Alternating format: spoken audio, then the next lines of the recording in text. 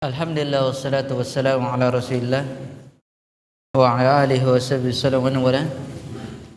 Asyhadu an la ilaha illallah wahdahu la syarika lah wa asyhadu anna Muhammadan abduhu wa rasuluh sallallahu alaihi wasallam tasliman katsira, amma ba'd.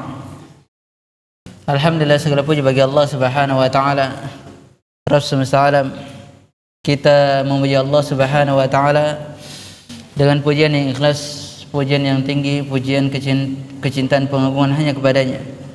Kemudian salawat dan salam atas Nabi Allah Muhammad sallallahu alaihi wasallam beserta keluarga dan para sahabatnya. Rasulullah sallallahu alaihi wasallam adalah teladan terbaik untuk seluruh manusia,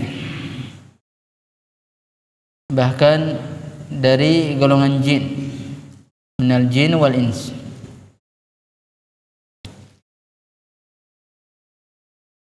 Alhamdulillahirabbil alamin. Allah Subhanahu wa taala mempertemukan kita kembali di salah satu rumah dari rumah-rumahnya, yaitu di Masjid As-Sakinah.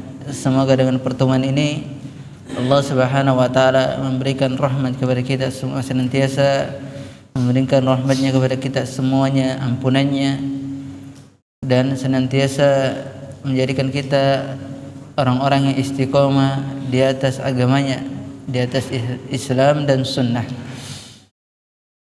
Pada kesempatan yang berbahagia ini kita akan membahas sesuatu hal yang penting yang kebanyakan kita lalai darinya, lalai dari mengamalkan hal ini. Mencatat ya, nanti saya tanya loh, sebaiknya itu dicatat. Mencari faedah itu lebih berat, makanya ketika ada faedah itu harus dicatat. Insyaallah itu akan bermanfaat kepada antum ketika di masa tua nanti.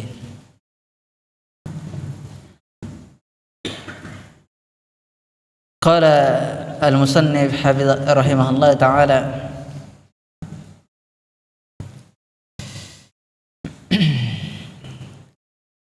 kata beliau, bab as-safu 'anil atharat.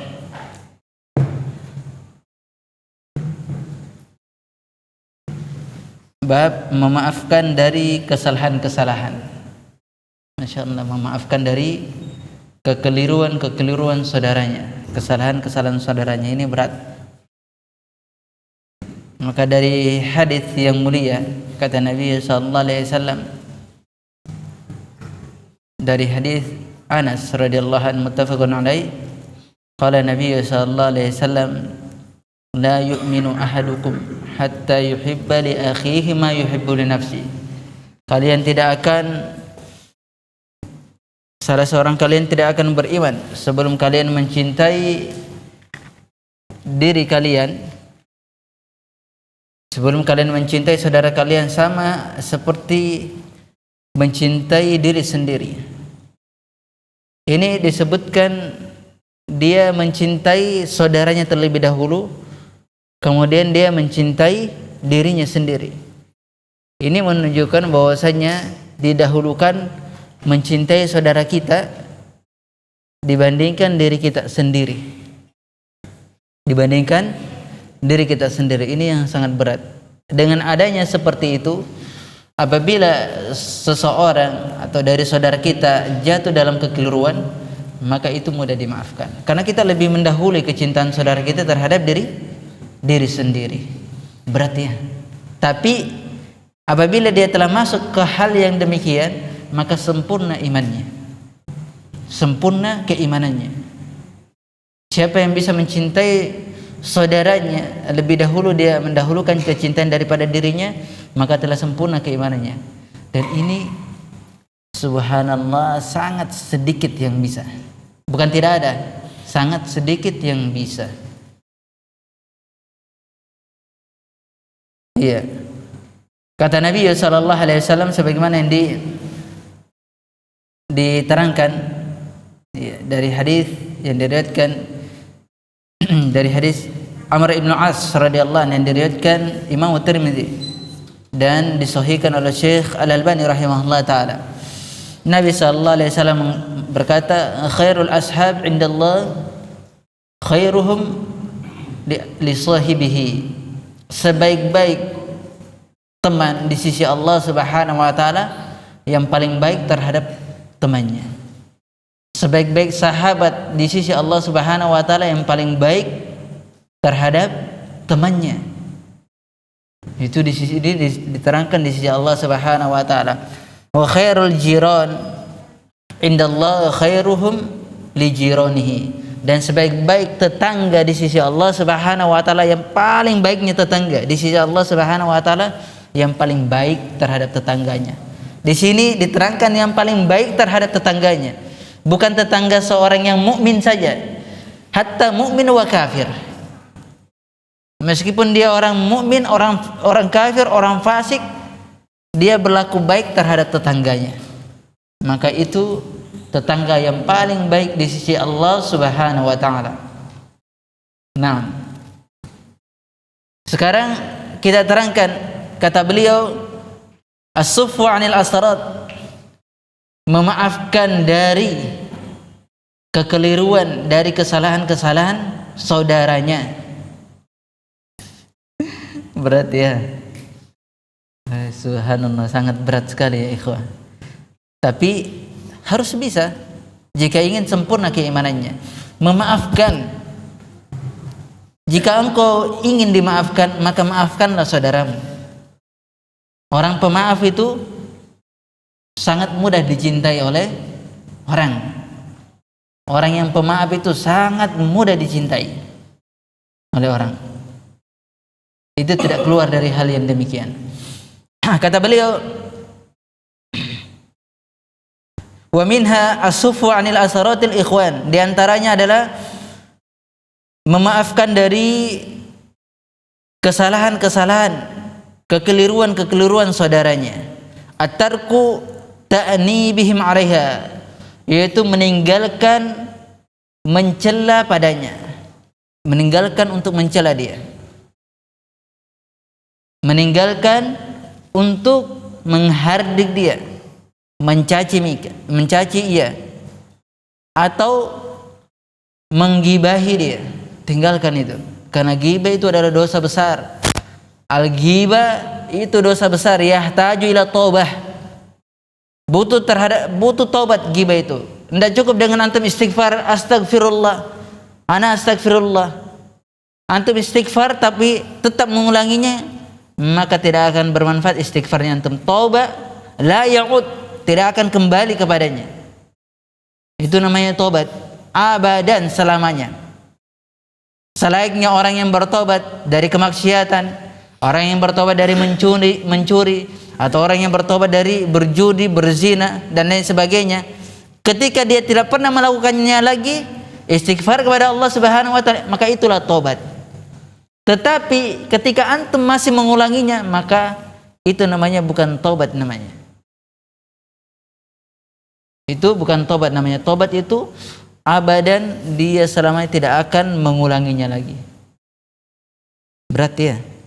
Makanya dikatakan tobatun nasuha, orang yang bertobat nasuha, benar-benar bertobat kepada Allah Subhanahu wa taala, maka benar-benar Allah Subhanahu wa taala masukkan ia ke dalam surga. Catat ya, nanti tanya loh. Penuntut ilmu itu harus ada senjatanya. Senjatanya apa? Pena. Yang muda-muda ya. Begitulah. Kata Fudail bin Iyad, lihat. Fudail bin Iyad mengatakan, al-futuwatu as-sufu 'anil asaratil ikhwani.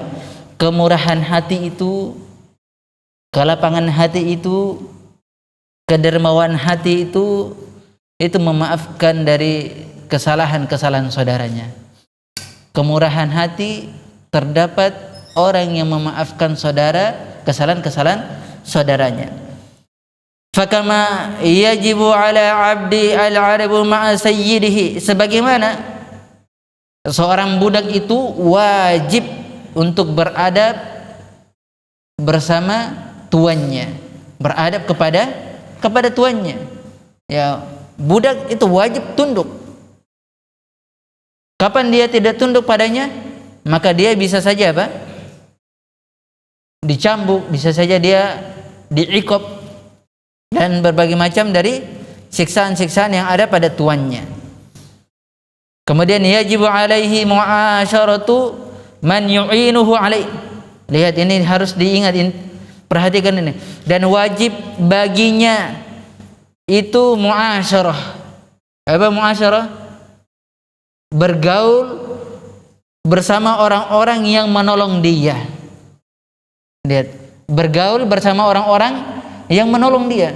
Jangan antum sudah ditolong, kacang lupa kulitnya. Tidak begitu caranya. Tidak seperti itu caranya seseorang berteman. Tidak begitu caranya orang bergaul. Sedikit saja antum pernah diberikan pertolongan, maka bantulah dia, tolonglah dia. Jangan engkau melihat dari kesalahannya, lihat sisi kebaikan dia. Lihat sisi dari kebaikan dia. Kalaupun dia memiliki kesalahan yang sangat banyak sekali, maka untuk melunakkan hatinya antum menjadi orang yang pemaaf, maka antum ambil sisi kebaikan dia. Ambil itu. Oh, dia punya kebaikan. Bisa jadi kebaikan ini menutupi seluruh kesalahan-kesalahannya. Yang mana kesalahannya itu meliputi langit dan bumi dengan satu kebaikan itu. Seperti itu. Para ulama terdahulu, ulama kita, lihat Imam Ibnu Hazm rahimahullah ta'ala, ketika antum baca dalam kitabnya Al-Muhalla, itu lisannya ngerih. Makanya sebagian para ulama mengatakan lisannya Ibnu Hazm itu seperti pedangnya Hajjaj bin Yusuf. Iya, pedangnya Hajjaj. Antum tahu kisah Hajjaj bin Yusuf? Bagaimana dia? Pedangnya dia. Bahkan dia dengan pedangnya itu berapa sahabat dia alirkan darahnya. Dia alirkan darahnya kaum muslimin. Itu pedangnya Hajjaj bin Yusuf. Begitu juga dengan Ibnu Hazm rahimahullah, lisannya terhadap para ulama itu keras sekali. Bahkan seolah-olah tidak ada penghargaan. Tetapi dari itu semua, Ibnu Hazm rahimahullah ta'ala itu membela sunnah Nabi SAW. Maka para ulama mengatakan kebaikan ia menutupi dari kesalahannya. Kebaikan dia menutupi dari kesalahannya. Sebabnya apa? Karena dia adalah pembela sunnah, bela sunnah Nabi SAW. Seperti itu caranya kita bergaul, kita berteman. Jangan kita berteman berselisih sedikit langsung main tinggal. Ada sedikit permasalahan, tidak mau berbicara, tidak mau melapangkan hati, tidak mau mengungkapkan apa sih kesalahanku. Kalau memang saya salah, maka nasihati saya. Itu kan yang terbaik. Bukankah agama ini nasihat? Telah sampai semua hadis Nabi SAW kepada kita semua, ad-dinu nasihat. Agama itu nasihat. Lillahi wali kitabi wali rasulihi wali a'immatil muslimin wa ammatihim, dan seluruh masyarakat. Itu nasihat seperti itu. Harus kita saling menyadari. Nah, ini kekeliruan kita dalam berteman, karena kita tidak tahu bagaimana adabnya berteman. Nah, kita terangkan kemarin itu. Teman itu seperti apa? An ashab karik. Pertemanan itu seperti apa? Perbudakan. Seperti perbudakan. Jika engkau menyatakan teman atau bersahabat, ya dia harus seolah-olah antum jadi budak dia dan dia jadi budak antum, seperti itu. Itulah daripada hukuku ashab, hak-haknya pertemanan. Nah, kita kalau tidak sampai kepada itu semua repot. Akhirnya ketika berselisih main tinggal saja. Berselisih nanti digibahi. La haula wala quwata illa. Mana kebaikan itu yang telah dibangun 5 tahun, 4 tahun, 10 tahun kita bangun kebaikan tersebut, hanya satu permasalahan, perkaranya perkara dunia lagi. Perkara dunia. Apakah kita tidak malu? Hanya perkara dunia kita berselisih. Perkara agama saja kita berselisih, itu masih ada afu, masih ada maaf.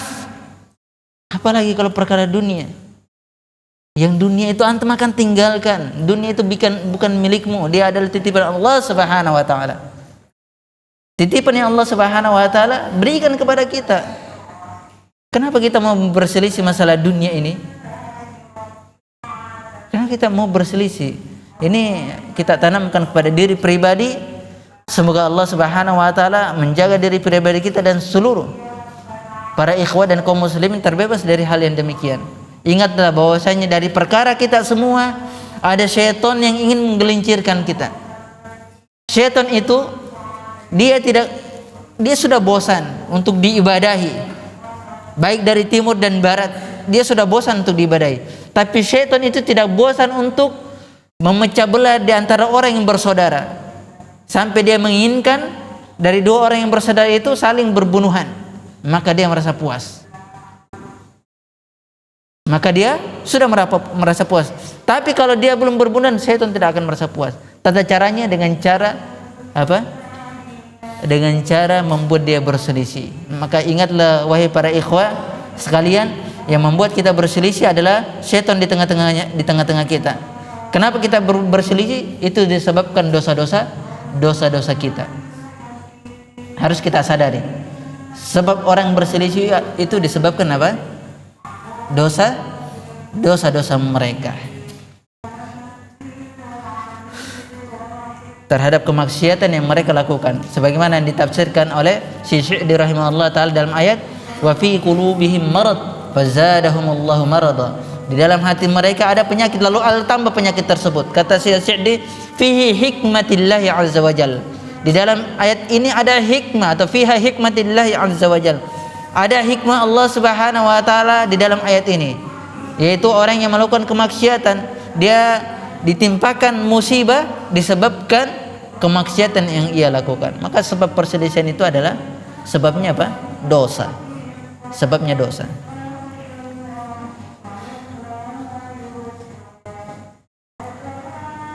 Kemudian qala ba'dul hukama, berkata sebagian ahlul hikmah, al-mu'min tab'an wa sajiyatan. Nah, ini ada yang kurang di sini. Ada yang punya download kitabnya yang bagus, yang ditahqiq oleh Masyhur Hasan bin Salman, itu yang bagus. Syekh Masyhur Hasan Salman itu ada tahqiqnya dalam Adabul Isra ini. Itu bisa di-download. Di situ asalnya adalah al-mu'min tab'uhu wa sajiyatuhu as-sufu 'anil asrad. Seorang mukmin itu wataknya, tabiat dia itu adalah apa? Mudah memaafkan dari kesalahan, kekeliruan saudaranya. Wa qala Ibnu al-Arabi rahimahullah taala, tanasa musawiul ikhwani yadummu laka wadduhum. Oh, ini yang kita sampaikan di awal tadi. Ibnu al-Arabi rahimahullah taala mengatakan, berusaha melupakan kesalahan saudaranya, kekeliruan saudaranya, itu lebih cepat kamu akan dicintai. Kamu lebih cepat dicintai oleh orang-orang. Lebih cepat engkau dicintai saudara-saudaramu jika engkau apa? Engkau mudah sekali memaafkan, mudah sekali melupakan dari kekeliruan tersebut.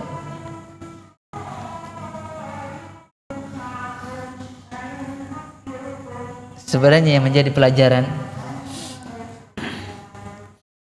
adalah kisah dari Imam Ahmad rahimahullah ta'ala. Jadi pelajaran. Ini kisah perselisihan Imam Ahmad. Ini masalah din, masalah agama, bukan masalah dunia, ikhwah. Kalau masalah dunia, nahnu natrukuha, kita tinggalkan dunia ini. Iya, kita tinggalkan. Ma tanfa'u ba'da mamatina. Tidak akan bermanfaat setelah kita meninggal dunia ini. Tapi lihat, Imam Ahmad dia berselisih dalam permasalahan agama. Ada seseorang yang Imam Ahmad berpendapat bahwasanya nabid itu adalah khamar. Nabid itu adalah khamar. Siapa yang tahu nabid? Nabid. Iya, nabid itu adalah khamar. Kurma yang direndam. Kalau antum rendam sampai 3 hari, dia menjadi khamar. 2 sampai 3 hari. Itu nabit. Dia berselisih pendapat, dan ini para ulama berselisih padanya tentang nabit. Dia berselisih kepada ahlul hadis bahasanya Imam Ahmad mengatakan nabit itu adalah haram, dan ulama yang berselisih padanya dia menghalalkan nabit tersebut, bahkan dia meminumnya. Kemudian orang-orang mengetahui bahwasanya ini perselisihan yang hebat sekali. Ketika datang khabar Imam Ahmad yang berselisih terhadap orang tersebut, ketika itu jatuh sakit padanya. Orang-orang mengkhabarkan bahwasanya, wahai Imam Ahmad, si fulan itu telah sakit, jatuh sakit. Dikhabarkan Imam Ahmad mengatakan, jika begitu kita akan menziarahi dia, karena dia adalah ikhwan, dia adalah saudara kita. Itu haknya. Hakul alal muslim sitta atau khamsa, di antaranya apa? Iyadatul marad. Haknya seorang muslim dengan muslim yang lain, itu muslim dengan muslim yang lain, apalagi teman, sahabat yang antum telah bangun dia sampai 7 tahun, 8 tahun persahabatan, 10 tahun, lebih berhak lagi. Kalau sesama muslim saja secara umum haknya adalah mengunjungi ketika sakit, apalagi kalau dia telah berteman, dia bangun pertemanan lama sekali, kemudian dia berselisih. Haknya apa? Mengunjungi ketika ia sakit, menjenguknya ketika sakit, itu hak. Kemudian Imam Muhammad mengatakan, kalau begitu kita akan berziarah. Kata orang-orang, bukankah engkau telah berselisih kepada dia? Dia adalah saudara kita, seorang muslim, maka kita harus mengunjungi dia, berziarah. Ketika dia berziarah, maka dia masuk, dia mengucapkan salam, assalamualaikum. Ketika dia masuk, dia melihat ada gantungan tempat nabit yang berisi nabit di dalamnya. Kemudian Imam Ahmad berpaling darinya. Kemudian dia duduk menanyakan, bagaimana keadaanmu, bagaimana kabarmu, sekarang sakitmu, kondisimu seperti apa. Kemudian orang tersebut ingin menimpali tentang pendapatnya tentang nabit. Kata Imam Ahmad, aku datang ke sini anak untuk menjengukmu, untuk menjenguk sakit engkau rasakan. Saya tidak datang kecuali dengan perkara itu. Dia hilangkan perselisihan tersebut. Kemudian dia berpaling dari nabit tersebut, membelakangi seolah-olah dia tidak melihat nabit tersebut. Ketika dia telah menanyakan kabarnya, dia berbincang, kemudian Imam Ahmad meninggalkannya. Kata budak orang tersebut, apakah engkau tidak merasa malu ketika Ahmad bin Hanbal masuk ke rumahmu, dia memalingkan badannya dan membelakangi daripada nabi tersebut, seolah-olah dia tidak mengetahui bahasanya itu adalah nabi. Maka pada waktu itu juga, dengan akhlak yang mulia seperti ini, pada waktu itu juga dia mengatakan, persaksikanlah bahwasanya sekarang ini aku akan meninggalkan nabi dan aku mengatakan itu adalah haram. Dengan akhlak loh ikhwah, dengan akhlak. Subhanallah, ini dengan akhlak orang bisa rujuk. Dari orang yang keras sekali menghalalkan nabi bisa rujuk, apalagi kalau urusan dunia. La ilaha illallah. Tanasu kita, ayo saling saling menasihati. Ini kita harus dengan akhlak. Yang kita merasa sedih itu apa? Kita sudah bangun persaudaraan, persahabatan bertahun-tahun lamanya, hanya permasalahan dunia kita berselisih, kita saling meninggalkan. Ini pertemanan apa seperti ini? Apa manfaatnya belajar? Pertemanan apa yang seperti ini? Makanya kita butuh adab ya ikhwan. Kita benar-benar butuh adab, butuh belajar terus. Biar kita ini saling benar-benar dikatakan orang-orang yang beriman karena Allah Subhanahu wa taala. Bukan hanya di lisan saja, tapi benar-benar kita bisa amalkan. Masya Allah, kisahnya Imam Ahmad itu sangat menyentuh hati. Subhanallah.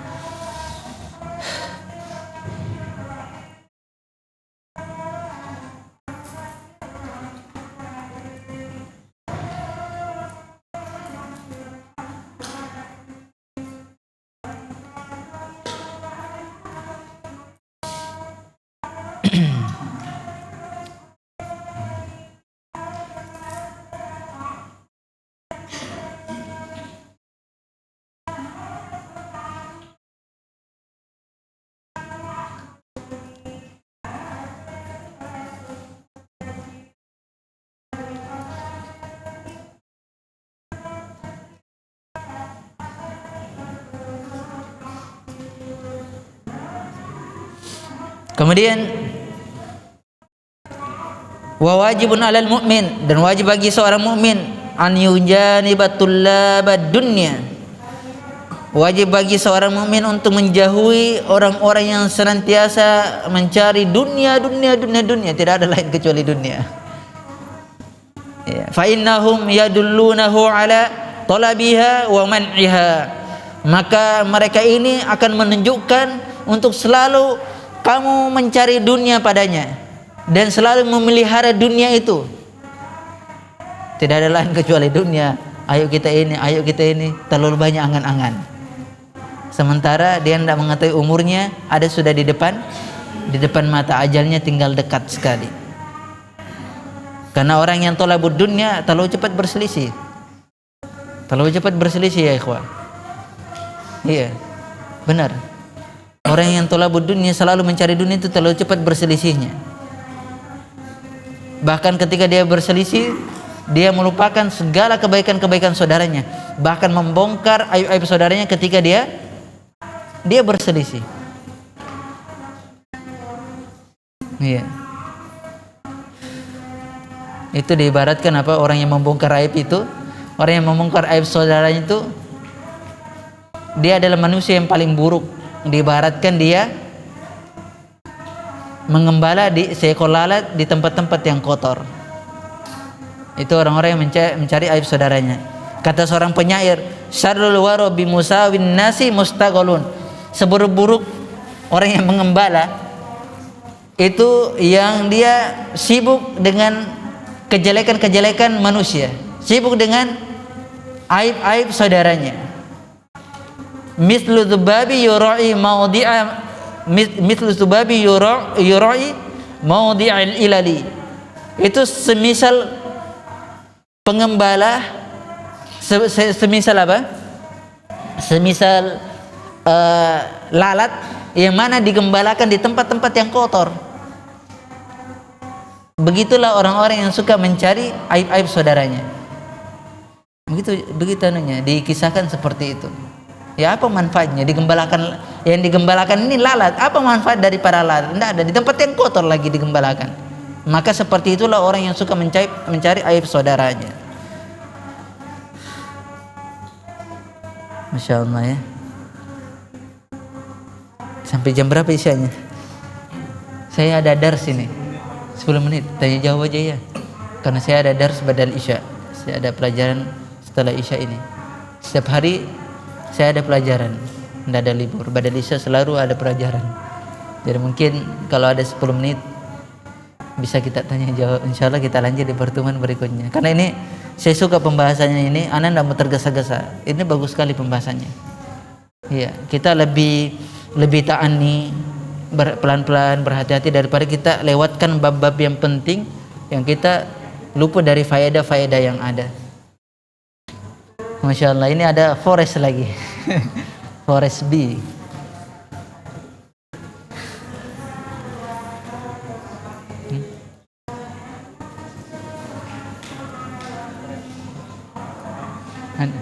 Apa itu? Ini apa? Saya mau yang di belakang hijab. Yang di belakang hijab dia catat enggak apa ucapannya? Fudail bin Iyad. Ya. Masya Allah, ini ada mushaf. Pilih mushaf atau madu? Oh, mushaf. Benar, mushaf. Jangan sampai karena iya, saya maunya yang di belakang hijab. Kalau dia catat apa ucapan Fudail bin Iyad. Ini saya kasih pilihan, ada mushaf dan ada madunya. Ayo silakan.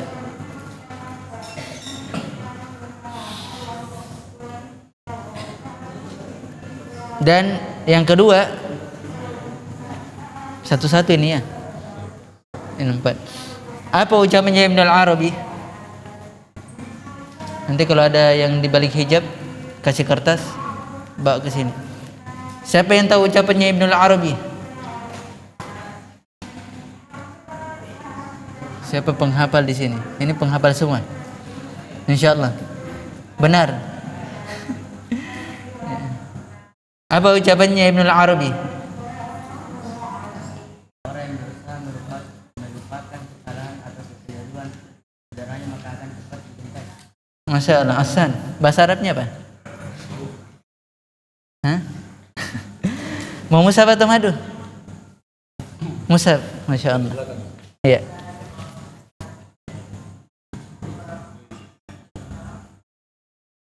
Iya. Kemurahan hati, kelapangan hati itu adalah memaafkan kesalahan saudara. Ahsan.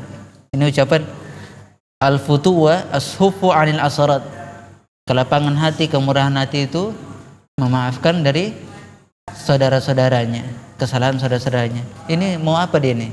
Mau mushaf atau mau madu? Yang penting jangan madu asli. Bahaya kalau madu asli. Yang tua langsung mengerti ya. Mushaf ya.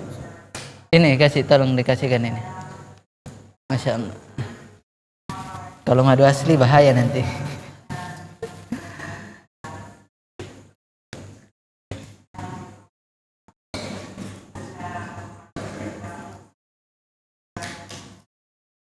Apa babnya ini? Bab yang kita baca bahasa Arab.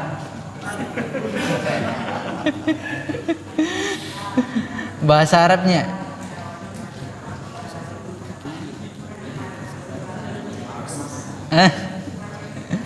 Ana enggak mau bahasa Indonesianya. Ana maunya bahasa Arab. Awas salah-salah ya.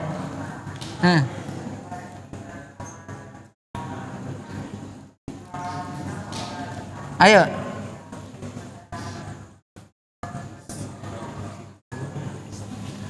Nggak ada yang catat bahasa Arabnya.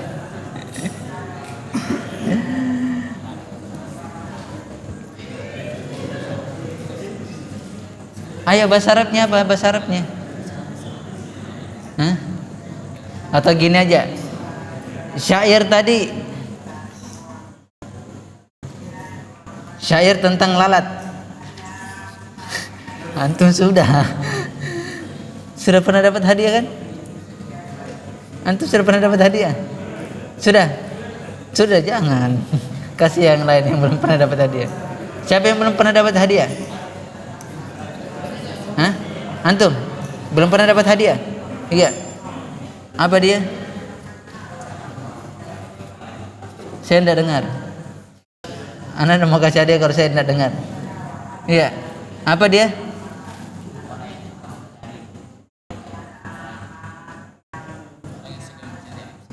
Jangan antum. Terus?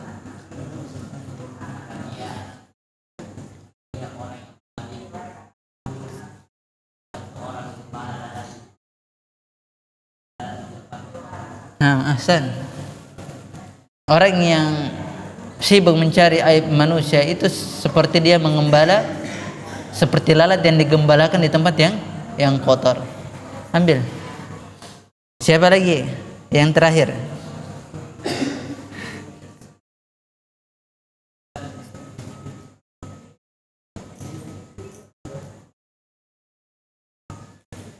Apa hadis yang pertama kali kita sebutkan? Siapa sahabatnya, siapa riwayatnya, dan apa bunyinya? Iya Pak.